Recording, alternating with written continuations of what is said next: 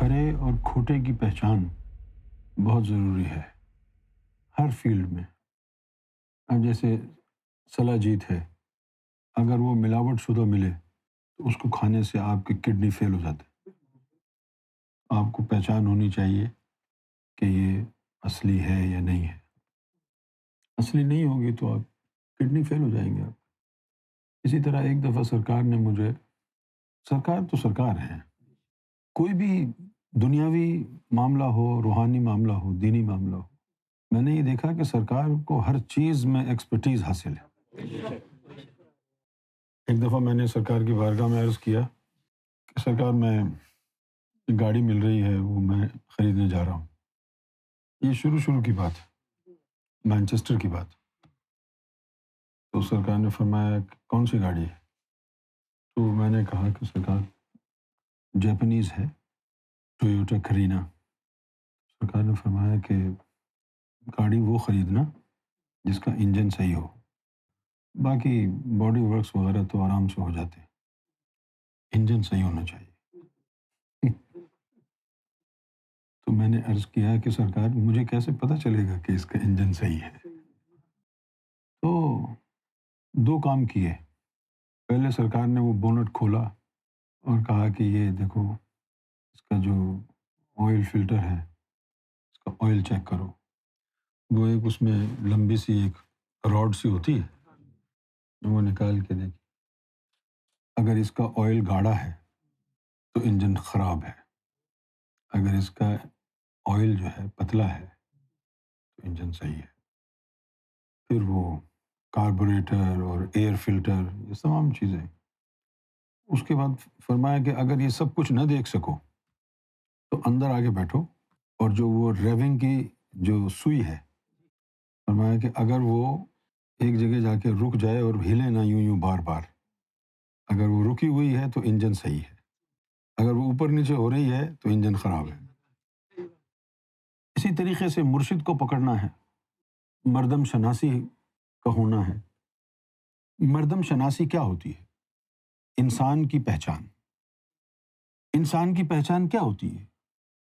انسان کا کردار اس کے چہرے پہ نہیں لکھا ہوتا، انسان کا کردار اس کے قلب کی روحانیت میں اور اس کے نفس کی طہارت میں چھپا ہے، اور انسان کے گفتار سے، کردار سے پتہ چل جاتا ہے کہ یہ روحانیت میں کہاں ہے۔ تو عمومی طور پر مرشد پکڑا جاتا ہے اس نیت کے ساتھ کہ بندے کا اللہ سے تعلق جڑ جائے۔ اللہ سے تعلق جڑنے کا جو پہلا مرحلہ ہے وہ ہے قلب کا بیدار ہونا۔ قرآن مجید نے اس کو اتنی زیادہ امپورٹنس دی ہے کہ اگر یہ قلب کے منہ کا دروازہ نہ کھلے تو پھر آپ کے دین کی کوئی گارنٹی نہیں ہے۔ ایک مقام پہ تو اللہ تعالیٰ نے یہ فرمایا کہ اسلام پر عمل پیرا ہونا ہے تو شرح صدر کر لو۔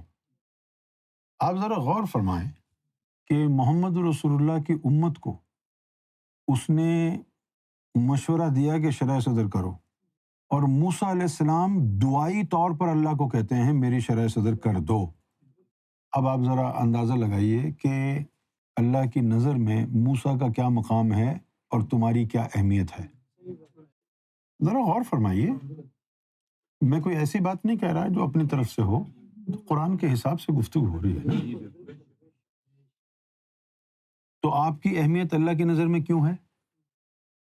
کیونکہ آپ محمد رسول اللہ کے نام لیوا ہیں، آپ نبی المکرم محمد رسول اللہ صلی اللہ علیہ وسلم کے نام لیوا ہیں۔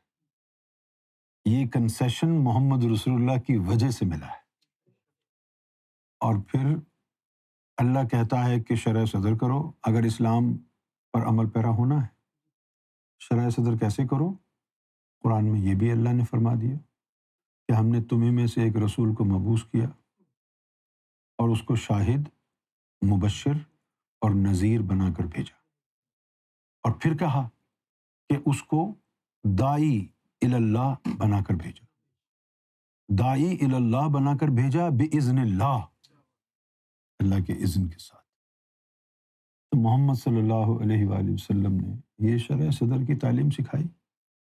جن کو نہیں سکھائی اور روایتوں میں ان کے حوالے سے کیا آئے گا؟ کچھ بھی نہیں. جن کو سکھائی ان سے مسلمانوں نے دشمنی کر لی. کس کو سکھائی شرح صدر کی تعلیم؟ غمد عینک یا علی واسمع فی قلبک لا الہ الا اللہ. یہ چیز ڈھونڈنی ہے جب مرشد کو تلاش کرنا ہے. کیا چیز ڈھونڈنی ہے؟ کہ کیا یہ شرح صدر کا اذن الہی ہے اس کے پاس؟ میرے قلب کی دنیا کو آباد کر سکتا ہے یہ؟ میرے قلب کو بیدار اور زندہ کر سکتا ہے یہ ڈھونڈنا. اور پھر ایک جگہ یہ بھی کہا وَلَا تُطِعْ مَنْ أَغْفَلْنَا قَلْبَهُ عَنْ ذِكْرِنَا. کہ ایسے لوگوں کی اطاعت مت کرنا، پیروی مت کرنا جن کے قلب کو ہم نے اپنے ذکر سے غافل کر رکھا. آپ کسی عالم کی پیروی کرنے سے پہلے پوچھتے ہیں اس سے کہ بھئی آپ کا قلب اللہ اللہ کرتا ہے یا نہیں؟ چلو اگر پوچھ بھی لیں وہ جھوٹ بول دے تو پھر آپ کے پاس کیا کسوٹی ہے کہ سامنے جو عالم میرا سامنے بیٹھا ہے اس کا دل اللہ کے ذکر میں ہے یا نہیں ہے؟ سرکار نے اس کسوٹی کا ذکر فرمایا.